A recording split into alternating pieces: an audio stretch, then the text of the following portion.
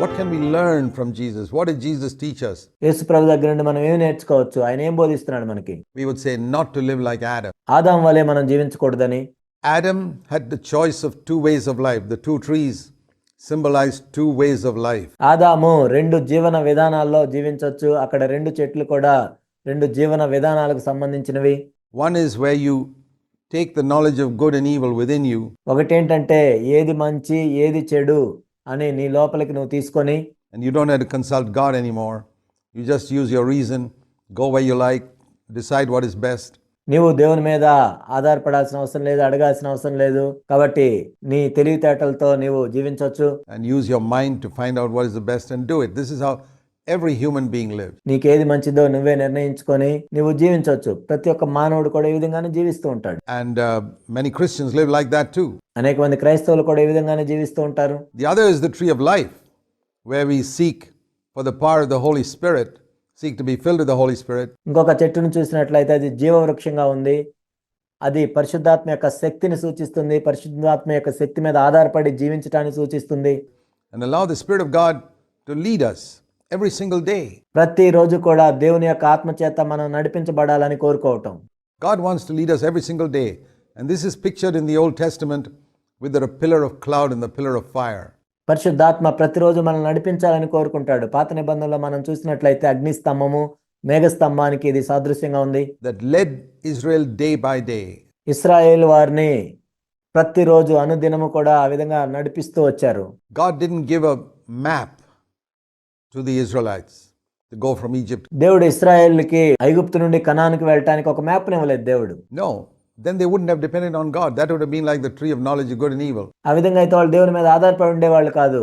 అది మంచి చెడ్డల తెలివించి వృక్షం వలె ఉండేది. I've got it all before me. I don't need to consult God. ఇప్పుడు నాకు కావాల్సిందంతా నా ముందుంది, నేను దేవుడిని అడగాల్సిన పని లేదు. But God gave them a pillar of cloud that led them moment by moment. దేవుడు వాళ్ళకి మేఘ స్తంభాన్ని ఇచ్చాడు. ఎందుకంటే ప్రతి క్షణము కూడా వాళ్ళు దాని మీద ఆధారపడి వెళ్ళాలని. They wouldn't even know where they're going to be in the evening. సాయంత్రం వాళ్ళు ఎక్కడికి వెళ్తారో కూడా వాళ్ళకి తెలియదు. The pillar of cloud may get up, may move up and move on. ఒక మేఘ స్తంభం అనేది ఆ విధంగా ముందుకు వెళ్తుంటే వీళ్ళు ముందుకు వెళ్తుండేవాళ్ళు. And there's a beautiful verse in the book of Numbers that tells us about this. సంఖ్యాకాండంలో దీని గురించి చెప్పే ఒక అద్భుతమైన వచనం ఉంది.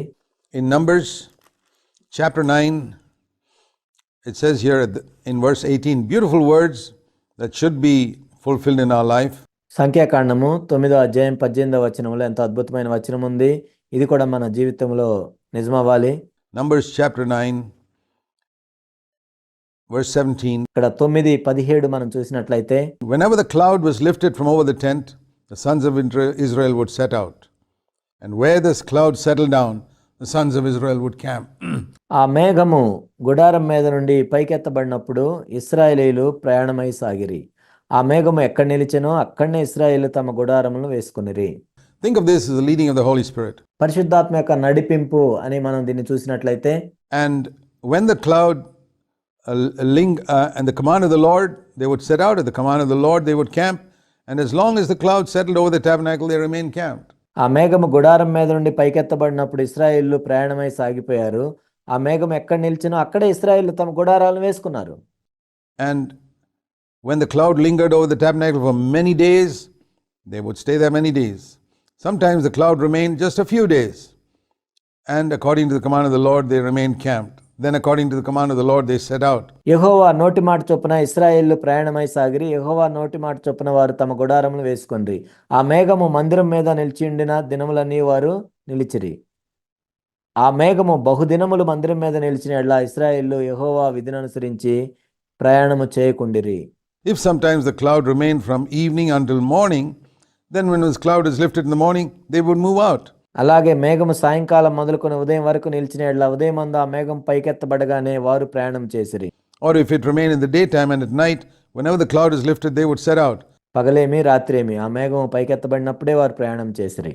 Whether it was 2 days or a month or a year that the cloud lingered over the tabernacle, they stayed over it. ఆ మేఘము 2 దినములు గాని, 1 నెల గాని, ఏడాది గాని, Sons of Israel remained camped, did not set out when it was lifted. they did set out. At the command of the Lord, they camped. At the command of the Lord, they set out. తడవు చేసి మందిరం మీద నిలిచిన యెడల ఇశ్రాయేలు ప్రయాణం చేయక తమ గుడారంలో నిలిచిరి. అది ఎత్తబడినప్పుడు వారు ప్రయాణం చేసిరి. యెహోవా మాట చొప్పున వారు తమ గుడారములు వేసుకొనిరి. యెహోవా మాట చొప్పున వారు ప్రయాణం చేసిరి. This is how they reached Canaan. ఈ విధంగా వాళ్ళు కనాన్లోనికి ప్రవేశించారు. It's an amazing passage.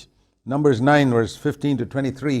ఇది ఎంతో అద్భుతమైన వాక్య భాగము. సంఖ్యాకాండము 9వ అధ్యాయం 15 నుండి 23 వచనాలు. That means sometimes the cloud would remain there from evening till morning. కొన్నిసార్లు ఆ మేఘం అనేది సాయంత్రం నుండి ఉదయం వరకు ఉంటుంది. That means the cloud stopped in the evening.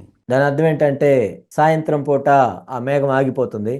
And now remember what they got to do. They got to pitch their tents now. చూడండి ఇప్పుడు వాళ్ళు ఏం చేయాలో, వాళ్ళు ఇప్పుడు గుడారాలు వేసుకోవాలి. Okay? It takes quite a while to pitch their tents. కాబట్టి ఆ గుడారాలు వేసుకోవటానికి సమయం పడుతుంది. And all these 2 million people pitch their tents and settle down. ఆ 20 లక్షల మంది వాళ్ళ గుడారాలు వేసుకొని ఉంటారు. And lo and behold, this is just the night is over, wake up in the morning, the cloud is moving. And they got to pack up their tents again. చూడండి ఉదయమైన వెంటనే మరలా ఆ మేఘం ముందుకు వెళ్తున్నప్పుడు ఆ గుడారాలన్నీ వాళ్ళు సర్దుకొని మళ్ళీ బయలుదేరాలి. Roll it up. It was just pitched last night. And sometimes it says it would be a whole year, verse 22.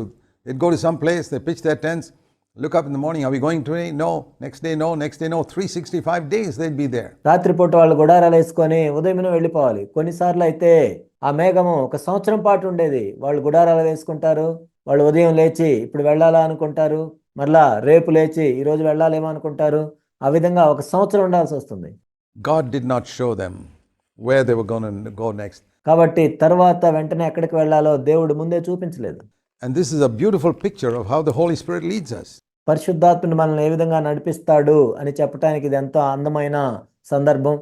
He doesn't give us a plan for our future, but He leads us step by step. మన భవిష్యత్తుకు సంబంధించిన అంత ప్రణాళికను మనకి ఇవ్వలేదు, కానీ ఒక్కొక్క అడుగు ఆయన మనల్ని నడిపిస్తాడు. This is what we learned from Jesus. యేసుక్రీస్తు ప్రభు దగ్గర నుంచి ఇదే మనం నేర్చుకున్నాం. This is what Jesus taught us. We are not to live like Adam, యేసు ప్రభు వారు ఇదే బోధించారు మనకి. మనం ఆదాం వలె జీవించాల్సిన అవసరం లేదు. by the knowledge of good and evil. మంచి చెడులను అనుసరించి మనం నడుచుకోవాల్సిన అవసరం లేదు. We're to live dependent on the Holy Spirit. మనం పరిశుద్ధాత్మ మీద ఆధారపడి జీవించాలి. As many as are led by the Holy Spirit, they are the sons of God. ఎందరైతే ఆత్మచేత నడిపించబడితారో వారందరూ దేవుని కుమారులు అనబడును.